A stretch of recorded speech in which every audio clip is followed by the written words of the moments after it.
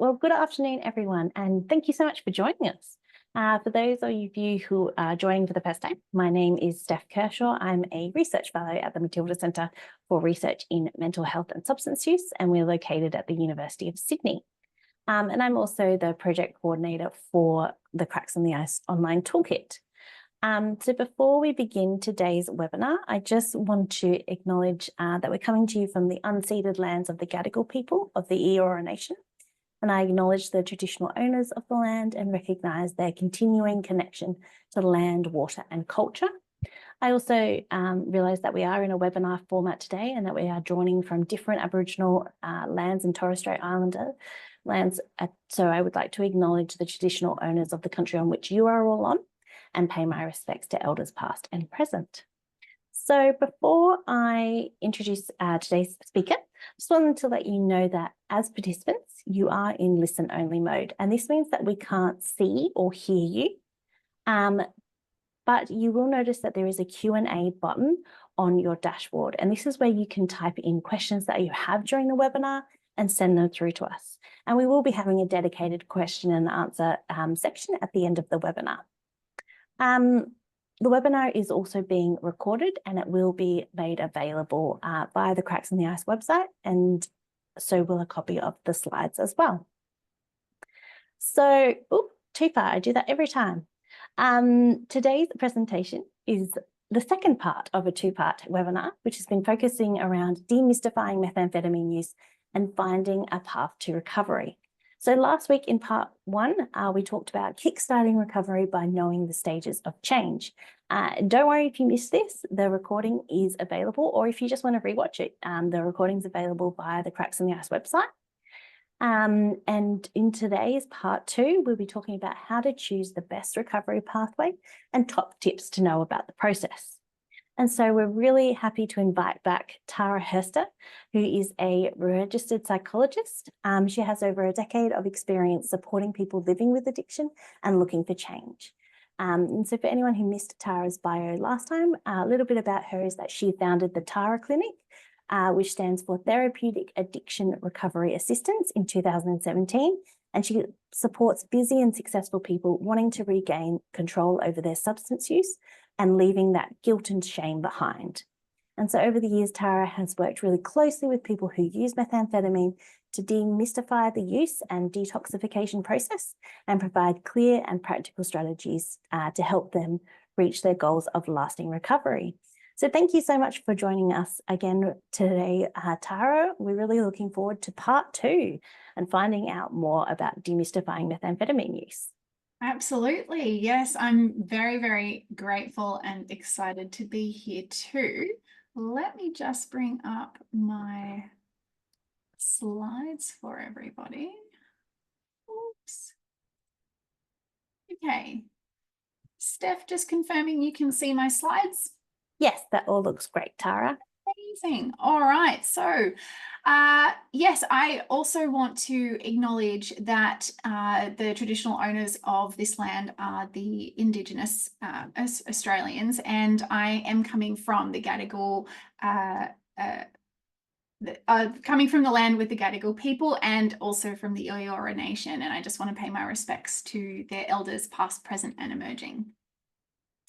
All right, so as we mentioned, this is the second part of a two-part webinar series. And last week we spoke about stages of change. I'm going to go through a really brief overview of that for people who either didn't see last week or haven't rewatched it just yet. But the majority of today is really going to be focusing on understanding how methamphetamine works with the brain, what the experience is like through the detox process, and then understanding how which stage of change you are in really can help to inform which pathway is going to be the most effective for you, so that you don't find yourself trying to jump ahead and then sort of feel more shame or guilt when things aren't working that well. So for those of you who didn't hear this last week, I really am here because I feel that it's so important to be disrupting the way that society views addiction and engages in its treatment. And for me, that is a big value of mine. And so I do that through the Tara Clinic, and we provide a modern solution to addiction treatment. And I like to use my story of recovery to help make addiction treatment sexy. So it's not a scary, dark thing. It's actually something that we can talk about and not feel uncomfortable about it.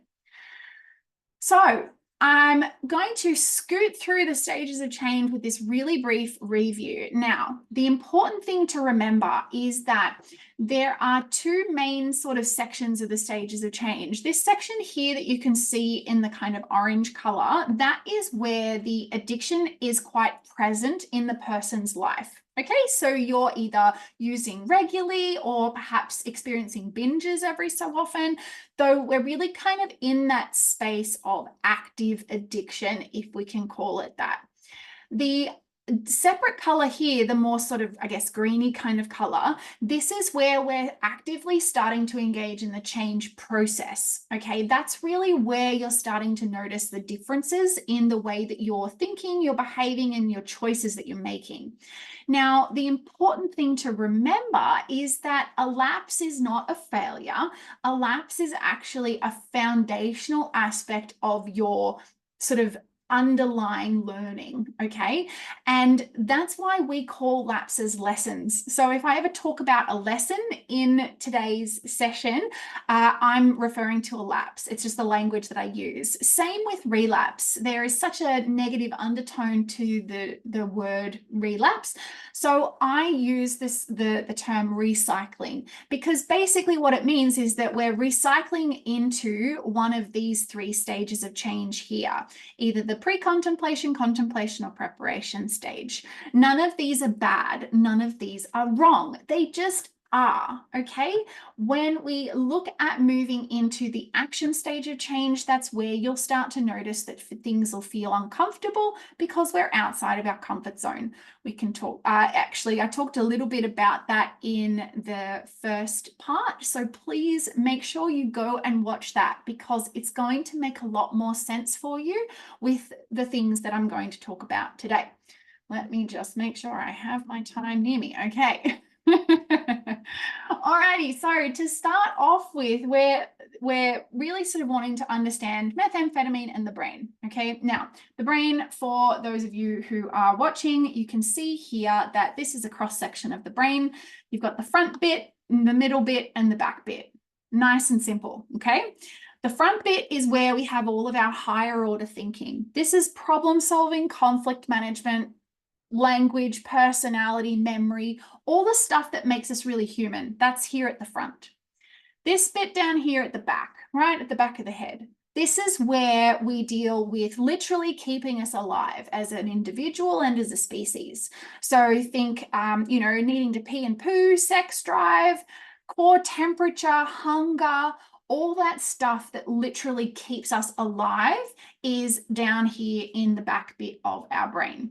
This bit here in the middle, which is attached to the bit that keeps you alive, that is where our fight, flight, freeze, faint, fawn response is.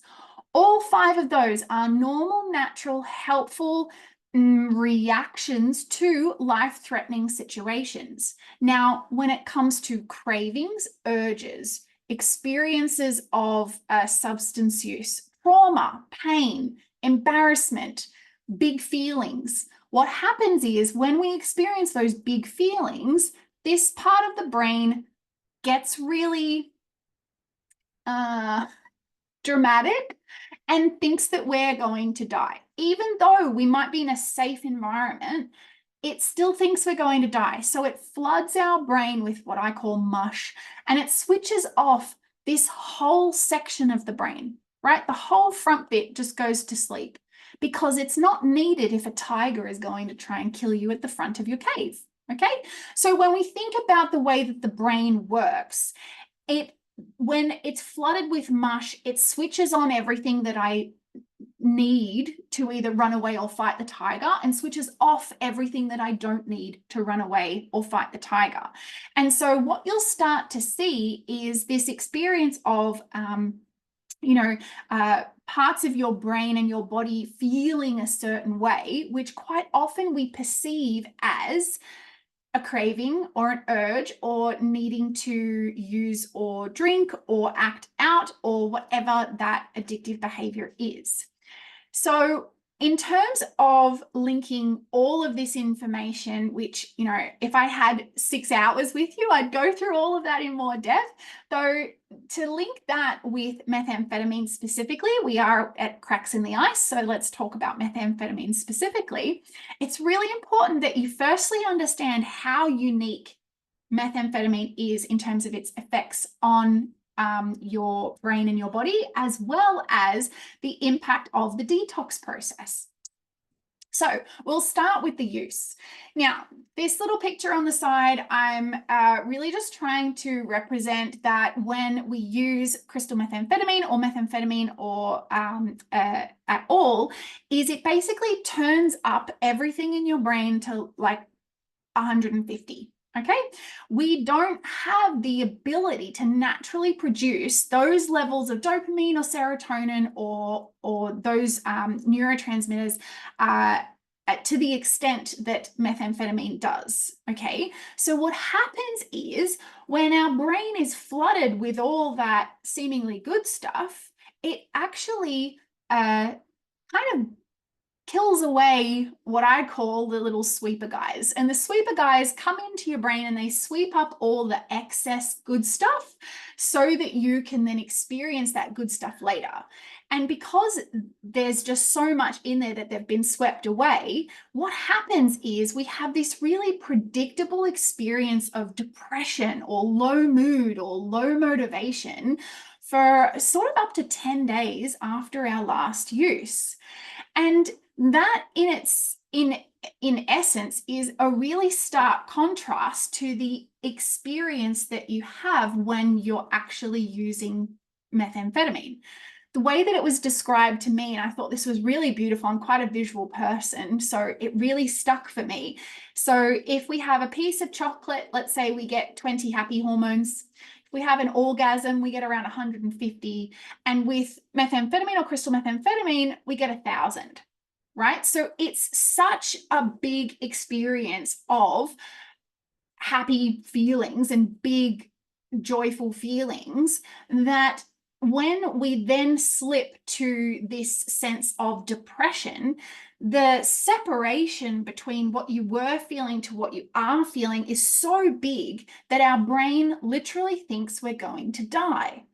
Right? Remember, I said that when we experience big feelings or discomfort, this whole part of the brain switches off. Our ability to think logically goes away. So we think the only way I'm ever going to feel better is by using. And so often it is very difficult for someone to experience that sense of abstinence over that first kind of week to 2 week period. That time is really, really hard. And so for you as the person who is living with addiction, it's helpful for you to know that that's actually an expected process. However, those sweeper guys come back into your brain and they wake back up again, and you start to feel those positive feelings again. So just knowing that that's an expected and almost a normal part of the process of detoxifying, it can help you to go, all right, let's try and switch this part of my brain back on and remember, someone said that I'll feel yuck for about 10 days and then things will start feeling nicer. Maybe I can just engage in some distraction techniques or other things in this period so that I can help move towards the goal that I have, if the goal that you have is abstinence. Okay, so that's part of how methamphetamine impacts your brain. Now, the other unique part about methamphetamine specifically is that it has arguably the longest detox process of any substance. And that detox process is sort of 9 to 12 months from your last use.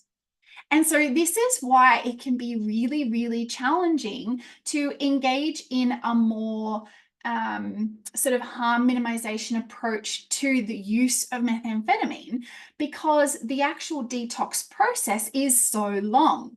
So if we think about things like cocaine, for instance, the effects of the cocaine will probably be gone, within the hour, sometimes 20 minutes.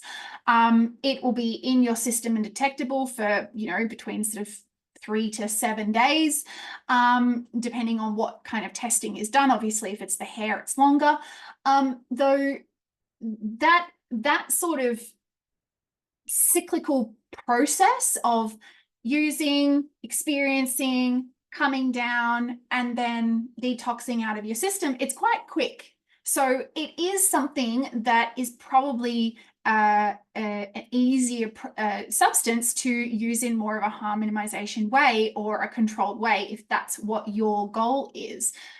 With methamphetamine, because that whole process is sort of a 9 to 12 month period, sure, the effects of the substance will be out of your system within, sort of 12 hours or so.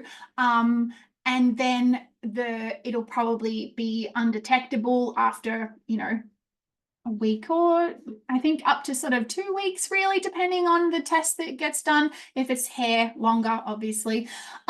Though all of that is just the substance. The other impact of methamphetamine is it actually turns everything on in your brain all at once. And that's the part that takes the longest for your brain to kind of sort itself out and switch the things off that aren't needed and switch the things on that are needed. So for example, that might sound a bit confusing. Let me give you an example. Right now, I'm sitting on my bum. Okay, so that means that the part of my brain that deals with standing balance or walking motion is switched off because it's not needed right now. However, when we have methamphetamine, it switches on all aspects of the brain. Everything kind of gets turned on. And so part of what happens is, as you're going through the process of this detox, different aspects of the brain kind of come online, come offline at different times. So your experience of sort of an equilibrium of brain function and experience in your body doesn't really kind of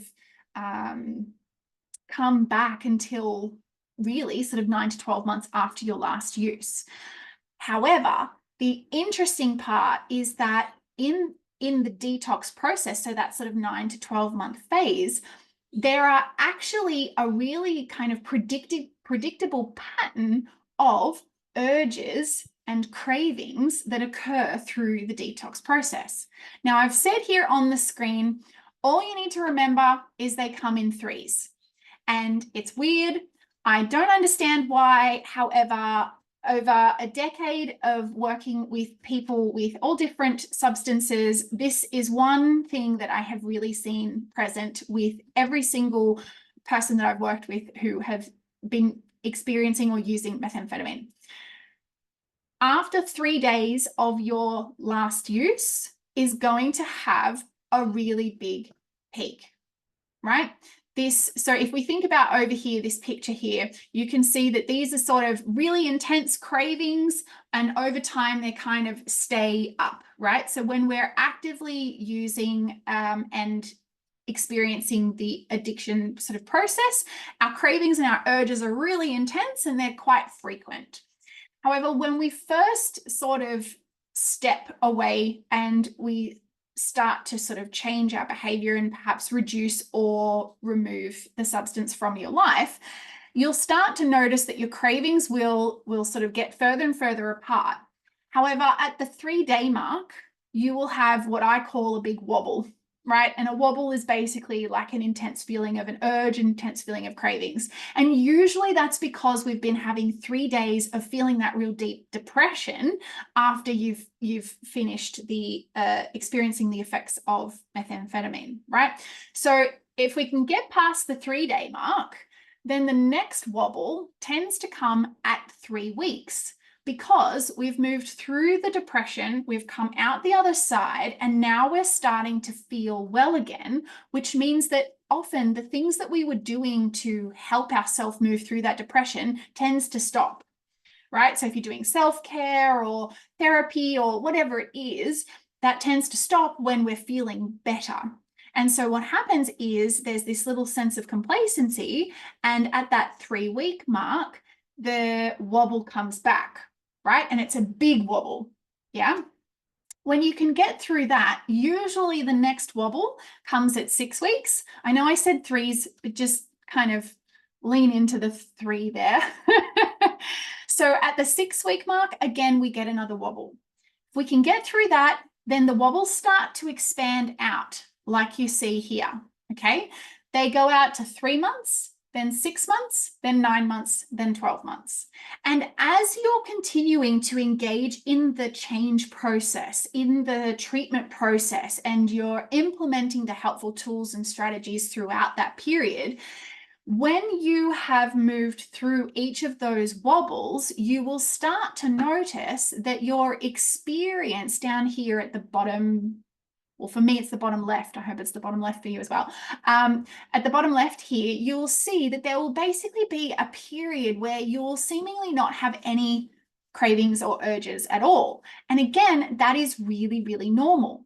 Now, if we become complacent in this period, in this lull period here, in terms of we're no longer doing the helpful things, then when we experience another big wobble, now this one could be a 3, so it might come, 3 months later, or it might be a life experience. So maybe there's a breakup or a job loss, or who knows, whatever's happening in your life that could occur. If we're complacent in the period where we don't have any cravings, then that big wobble quite commonly can kind of become a big wave that comes over the top of us, and we don't know what to do, right? And so the reality is that when we're thinking about the treatment process, you want to be really thinking about the tools and the strategies that you're learning and implementing, that this is now going to become part of your lifestyle, right? This is your style of living. This is now what I do. This isn't what I'm doing to stop methamphetamine, right? I'm going to say that again. When we're engaging in the change process and in the treatment process, it's important that the skills and tools that you're practicing become more about who you are rather than in order to stop methamphetamine.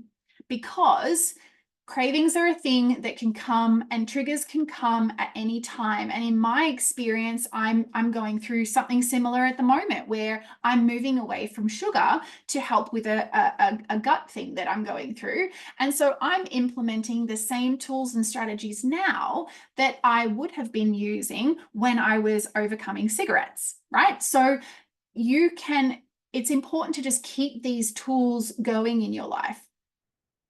Now, I want to just kind of point this out because, we've got some people on this webinar who are experiencing addiction themselves, and we've got other people on this webinar who are clinicians who are wanting to support people with addiction problems. It's really important to remember that addiction treatment is a very specialized area of practice. And for you, if you are seeking out treatment for yourself, it's important that you seek out treatment from clinicians or organizations that have a real special interest in addiction treatment specifically, right? You want to have more than half of what they do to be focused on addiction, because it is a really, really nuanced area of mental health treatment. And you have the right to ask. You have the right to ask the clinician or the organization that you're thinking about connecting with, how often do you treat addiction specifically? How do you treat addiction specifically? What area of addiction do you usually work with, right? Same with clinicians. If you don't feel that your main area of practice is addiction, I would be strongly recommending the idea of referring on your clients that come to you for addiction concerns to an organization or a clinician that has more of a special interest. And that's, again, because of this real nuanced aspect. For example, I will not work with people who have eating disorders, because there are nuanced aspects to eating disorders and the treatment of that I might miss something, right? So I don't want to do that. So if someone comes to me saying I have an addiction to food, I say, I understand, and we're going to find you the most effective person to work with. Right. So that just helps you to really be aware that you have the right to ask. Okay. We don't just have to take the first person that we can get in with. Sure, that might be helpful for the short term, though it is helpful to be really, really aware of who you're working with.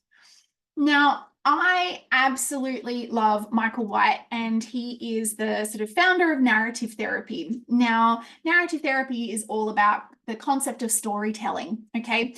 And when it comes to storytelling, and how that links with addiction, it's important to remember that the person is not the problem is the problem. So I am not an addict, I am experiencing a life that supports addiction. Right? So the treatment that you're accessing needs to help you to understand the driver behind your behavior rather than solely telling you to stop doing that thing. Because when you understand the driver behind your behavior, then you can start to implement the helpful tools that you need in the moment that you need that tool. Does that make sense? That's a really important sort of distinction. So if we think about, all right, that's all great. What is addiction? The way that I look at addiction is it's a repeated action, right? So it doesn't have to be every day. It might be every week, might be every couple of weeks, but it's a repeated action that is triggered by the desire to reduce distress. So you're experiencing big feelings, which triggers you to do that addictive action, right? And this continues despite the negative consequences associated with that behavior, whether that's a risk to yourself, a risk to someone else, health issues, safety issues, or perhaps it's impacting your ability to work or engage with school or build relationships. So addiction is a repeated action triggered by the desire to reduce distress that continues despite the negative consequences associated with that behavior. Okay, great. How do I fix it? Well, the first thing that I want you to take into your core, right, and like really, really know it in your bones is you're not broken, right? There's nothing that needs to be fixed. You're not broken. However, you can start to develop the tools and strategies and the lifestyle, so your style of living, that facilitates you to live your full, rich, and meaningful life. And from my perspective, the most helpful way of doing that is through you knowing the options that are available to you so that you have the confidence to choose the best option for you. Because there's not one road that leads to addiction, right? There's many roads that lead to addiction. So there shouldn't be one road out, right? There are many roads out. So let's get into it. The first thing that I like to help people to understand is that there's two main recovery models, okay? So we've got the abstinence-based recovery model over here in the green and the harm minimization over here in the kind of orange. Now, as we go through these next few slides, you'll see that the orange is specific to certain squares, and that's just to represent where the Tara Clinic fits in this, just to help you sort of see where an example. Okay, so the abstinence-based recovery model, this is more of that sort of 12-step program, AA-NA. This is where the expectation and the goal is to stop all substances, okay? There are a number of organizations and treatment centers that utilize the 12-step framework, and it is the one that has been around the longest. It started back in the early 1940s with two men who were living in sort of the lower sort of area of America. I don't remember exactly which state, but sort of in that Bible Belt, and they wanted together to overcome their addiction to alcohol. And so the two of them sat in their chairs on the porch and spoke about all the negative consequences of their alcohol use to each other, and they linked that in with Bible.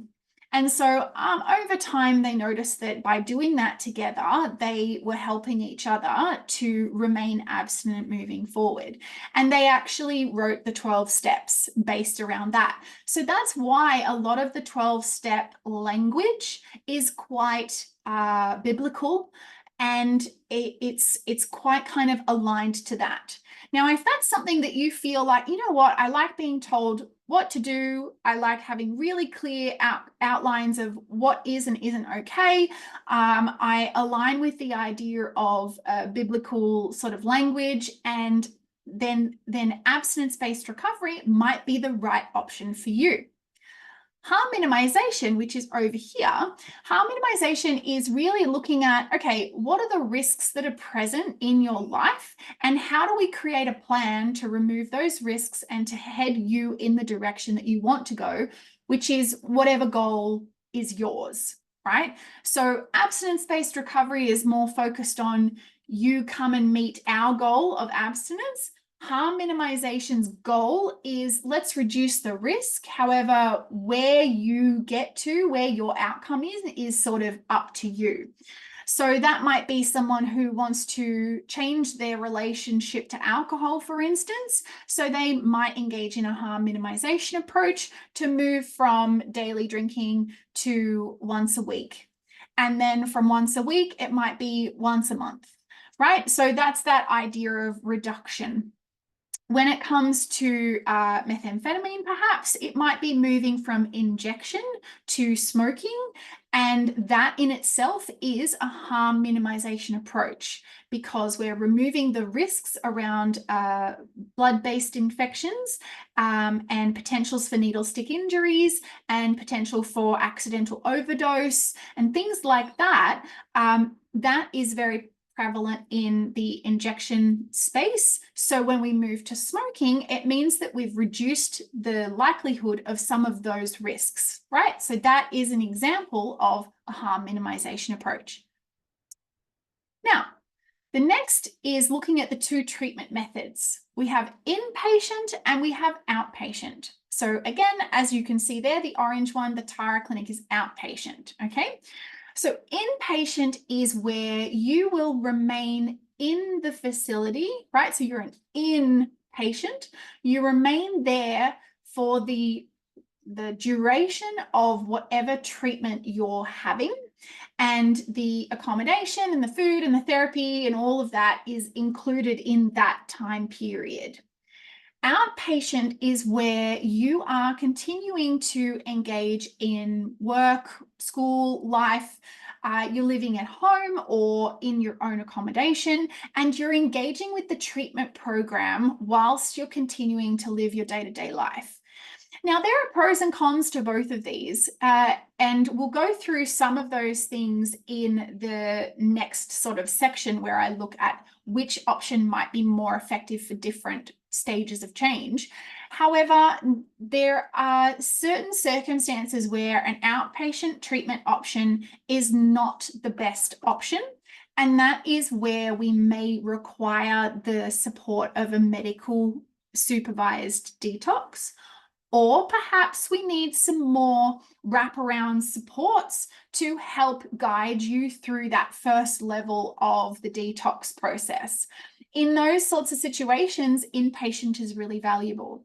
However, it's really important to remember that, so with methamphetamine, for instance, the detox process takes between 9 to 12 months, and most inpatient stays, the longest kind of inpatient program that I worked at before starting the Tara Clinic was a 12 to sort of 14-month program. So you can do those longer term inpatient treatment options. However, most inpatient treatment is anywhere from a week to 3 weeks. So it's important that when you do an inpatient treatment to have something that is a structured outpatient program lined up for you so that you can continue doing the work that you've started as an inpatient. So that's great. However, let's get down to, the brass taxes. What does it cost and what are the funding formats? So you have public funding and private funding. And public funding is where Medicare or Centrelink may be funding the programs. And so most of the time that is inpatient. Otherwise, you could be doing outpatient programs such as your community drug and alcohol center at your local large hospital. They usually will go through public funding as well. Private funding is either private health insurance or your personal funding through your own private means, okay? Private health insurance usually covers around a 21-day inpatient stay at a private psychiatric facility. And depending on the level of cover, who you're covered by, and whether or not they have a partnership with that hospital will change how much of an out-of-pocket financial aspect is going to be there. Some you won't need to pay anything. Some you'll need to pay the, what is that word? The gap. Yeah. However, the other is sort of personal funding from your own personal financials. And so that's where the Tara Clinic fits in as an example, is our clients fund their treatment themselves. And usually places who have clients funding their treatment themselves is organizations that aren't classified as a hospital, because private health insurance aligns with hospital formats. So if it's not classified as a hospital, that's probably why you would need to pay for your treatment yourself. Then we look at the 4 treatment process options, okay? So starting over here at the detox, this here is really looking at the medically assisted process of detoxing.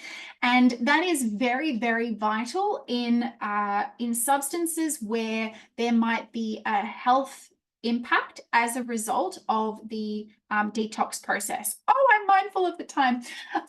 So things like alcohol and benzodiazepines, it's really important that you have support from a medical professional. However, I just say blanket statement.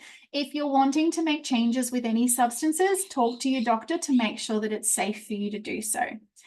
You've then got the short-term inpatient, which is that sort of private hospital option, long-term inpatient, which is usually the community and public funded option.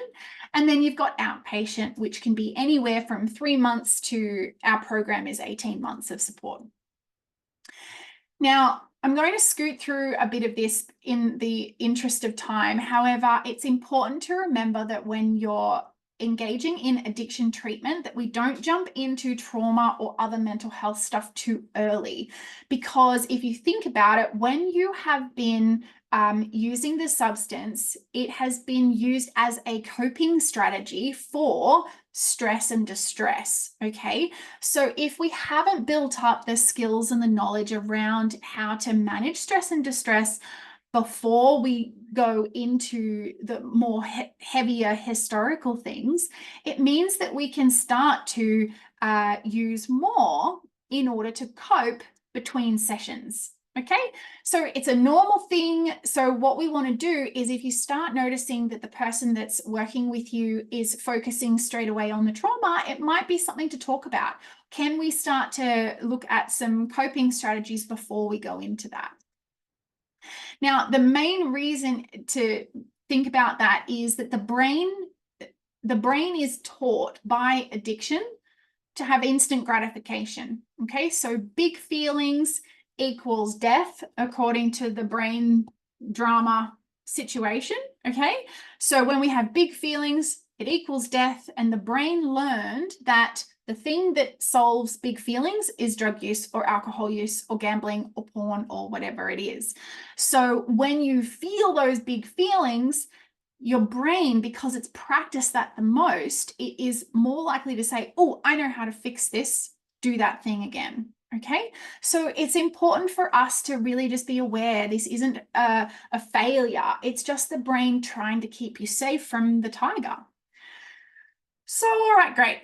How do I choose what is the best option for me? And again, it comes back to the stages of change. So in the pre-contemplation stage, which is sort of at the beginning of the process, really, it's unlikely that you're going to be self-motivated for change. It's unlikely. And it really relies on strong guidance from those around you. So organization and places where you can really start to learn information and just gain a bit of knowledge and awareness, they're really the best places to go to when we're in the pre-contemplation stage of change or when you're supporting someone. So Cracks in the Ice, excellent website, loads of different resources and tools in there. ADIS, so that's the Alcohol and Drug Information Service phone line, and that is a 24-hour service, and you can call at any time, whether you yourself are having difficulties or you're supporting someone. They're really, really great. And then the Australian Drug Foundation website, which you can see there, it is also a fantastic website. It has loads of information on the different substances, how they interact with your body and your brain, how they interact with each other as well, because often people are using more than one substance at the same time, right? So that's a really common thing. It's helpful to know what that looks like and what to expect. When it comes to the contemplation stage, you're still going to be relying on that strong guidance, and you're probably less likely to be self-motivated, though the idea of going to a smart recovery meeting or going for an inpatient detox or an inpatient sort of short-term program isn't foreign to you, because as we said in last week's session, the contemplation stage is we've acknowledged that there's an issue, though we're not ready to necessarily do anything about it. So we might be open to exploring some of these more interactive processes. When we look at the preparation stage of change, you're more likely to be self-motivated, and so you're going to benefit from that support and guidance. So this is where you're probably going to be starting to really enter into those treatment processes. So inpatient detox or longer term inpatient and also outpatient treatment programs. So at the Tara Clinic, we don't accept people into our programs earlier than the preparation stage of change because we do need you to be more self-motivated.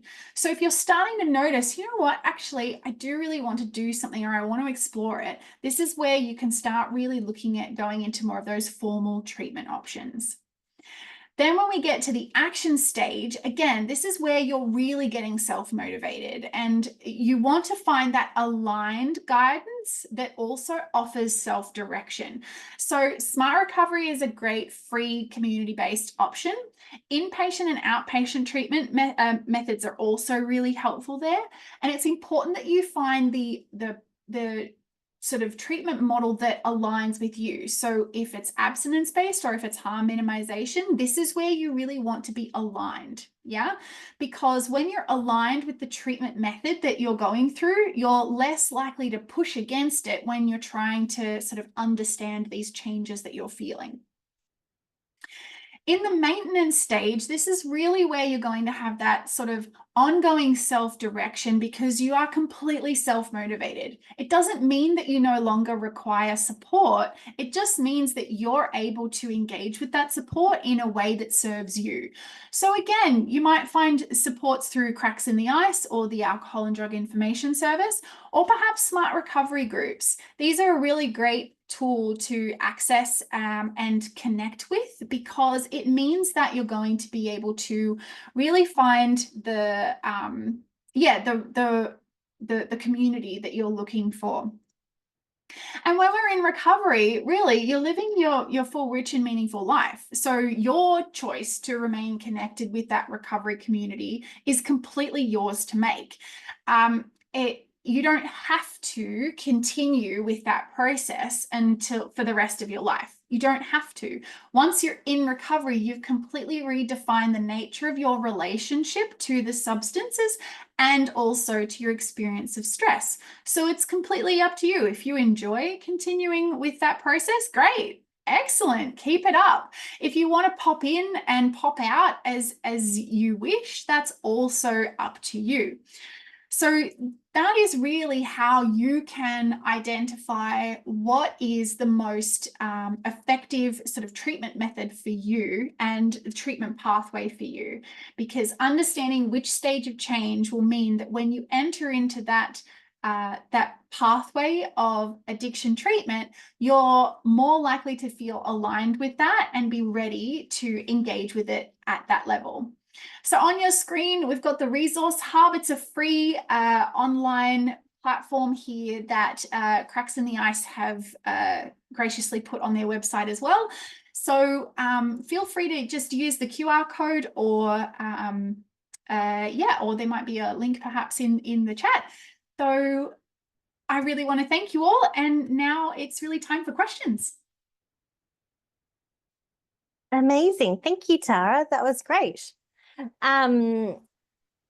Yes, just a reminder to everyone that there is a Q&A button on your dashboard. So please feel free to send through any questions that you have. And just remember that as you are participants, you are in listen-only mode. So it's important that you type in your questions, as we won't be able to unmute you, or we can't actually see you either. One question that I had for you, Tara, is something that often comes up is how long the waiting list can be for services. So particularly those residential rehabs. If you are interested in sort of addressing your ice use, but you're stuck waiting for a really long time, what are some of the things that you can do in the meantime? Really, really great point. And especially the community-based funding methods, or public funding methods, they are going to have a longer wait list because of the limitations of beds and funding and accessibility. So it can really be a long time. In the short term, what you can do is, firstly, accessing those websites. Hang on, I'll bring it back onto the screen just a second. Here we go. Where are we? So these here. So obviously, Cracks in the Ice is going to be my first port of call when it comes to what are the things that I can do when I'm wanting to make changes with regards to methamphetamine. However, calling the ADIS phone line, you can call them as often as you want, at any time you want. You won't get it's unlikely that you will get the same person each time you call. So it's not going to be a replacement for therapy. However, it is a space where you can say, you know what, I'm really experiencing a craving right now. Can you help me to overcome this? And I've had clients who have called this in the middle of a party, and they've gone into a sort of separate area of a party. And the person has said, all right, let's play a game. And they played a game together over the phone, and that helped to kind of distract them for the time that they needed to overcome that urge. And, urge surfing is a really valuable tool to use and learn. And that's something that the ADIS phone line can help guide you through in that moment. As well, things like, my favorite thing forever is to track, right? If you track your behavior, you'll start to see patterns. And when you see your patterns of behavior, so for example, if I'm tracking how often I'm using methamphetamine, right? I might notice that I am using, first thing in the morning, and then I'm using at 4 o'clock in the afternoon, and then I'm really struggling to get to sleep. So then I'll use some other sleep enhancement medication to try and get to sleep. And then the cycle kind of continues. Well, perhaps what I might do is look at scheduling in something that is helpful for me in that first period where I notice that I'm tending to use methamphetamine first, so that it delays my first use. Because that's really what happened for me when I started to move away from cigarettes, is I just simply delayed the first cigarette of the day. And over time, what tends to happen is you start to notice, hang on, I actually don't, quote unquote, need that first use, right? And then you get to the second one, and you go, all right, I'll use now. And then over time, again, when you continue to track, you'll start to notice, hang on a second, I actually didn't need 2 every day, right? So you start to really become cognizant. You start to really notice the patterns of your behavior and where you can start to interject things so that you have more control over your choices, rather than feeling like a puppet on the string, and methamphetamine is pulling the strings on your life, because I want you to be in control of your life, not meth. Yeah. And so when you're talking about some of the things that you can schedule in, are we talking sort of like meeting up with a friend, organizing a time to exercise, those kinds of practical things? Absolutely, absolutely. If we can do it with someone else as well, who is a helpful person, someone that has your best interests at heart, or is living the lifestyle that you want to move towards, you can start to engage in those sorts of things. It might also be learning. It might be, perhaps you decide that that's when you're going to go to the library, right? And do some learning that you've been interested in. All we want to be doing is we want to be implementing some form of a plan that helps to bring you a sense of accomplishment, of joy, of interest, and of creativity. If you can bring those things back into your life, it really helps. Actually, there is a really great, I think I just stopped sharing.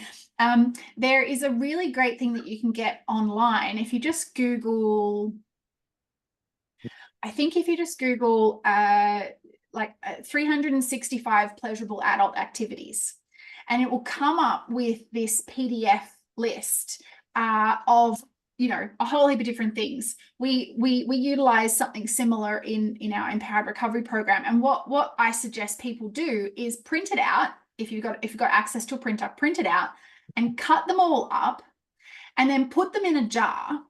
And whenever you have a time of the day where you're feeling like, you're bored or you're hungry or whatever's going on, put your hand in the jar, pull out something, and whatever it is, go and do that thing. Yeah. Because then you start to build new hobbies into your life, new things into your life, and it helps to fill the space that is left over from when addiction was very present, because boredom is such a big thing in early recovery, because so much time was used up by either thinking about, seeking out, using, experiencing, coming down, or of the actual substance. And so when that's not there, there's this big chasm of time that we want to start filling. So when we intentionally fill them with these helpful things, it can really help to build the life that you want to live. Yeah, great. And kind of following on from that, we've had a question come through about how someone often hears that people need to shed their old lives, so the friends that they used to be with, etc., in order to recover. How realistic is that kind of saying? Yeah. So look,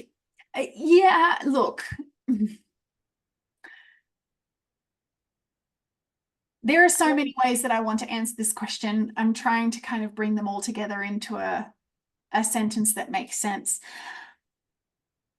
It is going to be easier to be surrounded by people who align with the lifestyle that you would like to live.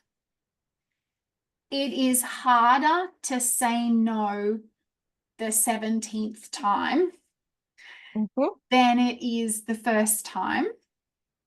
And so if we're around people who are used to us being the life of the party, or the person that gets the drugs, or the person that, brings the drugs, or whatever it is, if we're kind of known as that person in our group, then it's going to be harder to remain on the path that you want to be on and meet your goals.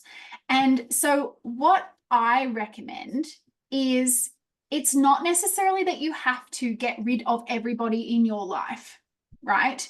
However, we can start to be aware and conscious of who we do what with and when, right? So if Bob just only calls me when they're looking for drugs, and when they're not looking for drugs, they never call me, then is that actually a friendship, or is it a transactional acquaintance?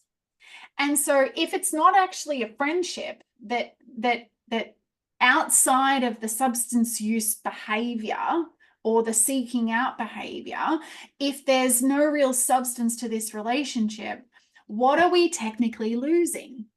And so if we're in a situation where perhaps the majority of our friendships, when we really look at them, are those sort of transactional acquaintances, then we have this sense of, oh, now I'm going to feel really lonely. And that's where, again, that jar full of pleasurable adult activities can come in handy, because you can look up groups on Facebook, for instance, that are, you know, knitting groups, right? I think knitting is one of the things on there.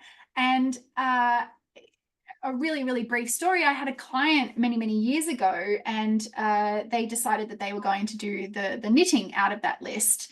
And they were sitting at the bus stop waiting for the bus, and they were really frustrated. And this little old lady came and sat next to the person and said, I'm noticing that you're really struggling there. Do you want me to help you with a trick that I know?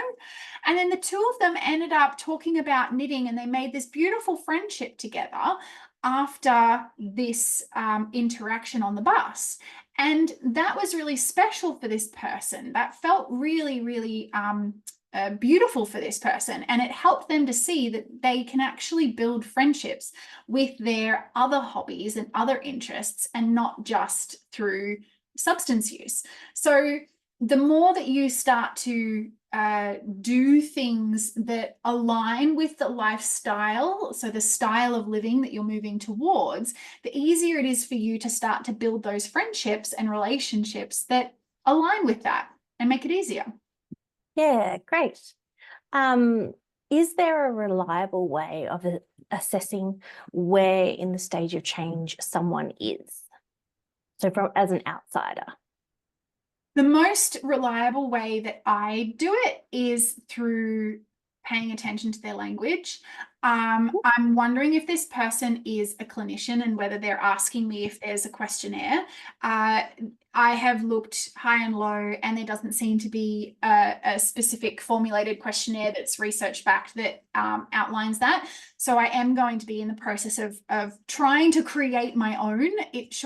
It'll be more in an ad hoc way. It won't be sort of, you know, research back, but basically it's looking at the language. So if you go back to the first part of this webinar series, you'll start to see some of the language styles that are present in different stages of change. And it really comes down to the questions that people are asking, the way in which they interact with you when you help to guide them towards a more helpful decision. If they're interested in hearing about it, though they're not necessarily following through, chances are they might be in the preparation stage of change. If they're interested in hearing about it and they're trying it out, yet they're sort of struggling, then they're probably in the action stage of change. If you're noticing that they're listening to you, yet they're pushing back, then they're probably in the contemplation stage of change. And if they straight out, like, flat, you know, say words that I'm not allowed to say on this webinar, then chances are they're in the pre-contemplation stage, right? So if you start to sort of notice the language, and for yourself, if you start to notice the way that you interact with people who are bringing it up with you, or the thoughts, then that's a really great way of working it out. If you wanted to, there is a free resource that I put together a few years ago on my website. I think it's called the Roadmap to Recovery, or Your Roadmap to Recovery. It does sort of outline each of the stages of change and some examples of what it kind of looks and feels like a little bit. So, you know, that could help as well, though. Yeah, really just look at the language. Awesome. Okay, well, that is all that we have time for today. Thank you again, Tara. We really appreciate you coming and chatting to us for 2 webinars about all the things related to demystifying methamphetamine use and figuring out your pathway to recovery. Apologies to anyone who didn't get your question answered. We're very happy for you to get in touch with us, or you can email Tara directly, and we'll try and respond to any questions as soon as possible. And just a reminder, if today's presentation has raised any concerns for you, there are a number of support services available, and some of those are listed on Cracks in the Ice. We will be holding more webinars in the future and putting new resources on Cracks in the Ice. So if you'd like to stay up to date, please subscribe to our mailing list. But that is everything for today. So again, thank you, Tara, and thank you everyone for joining us. Thanks so much. Have a great day, everyone. Bye.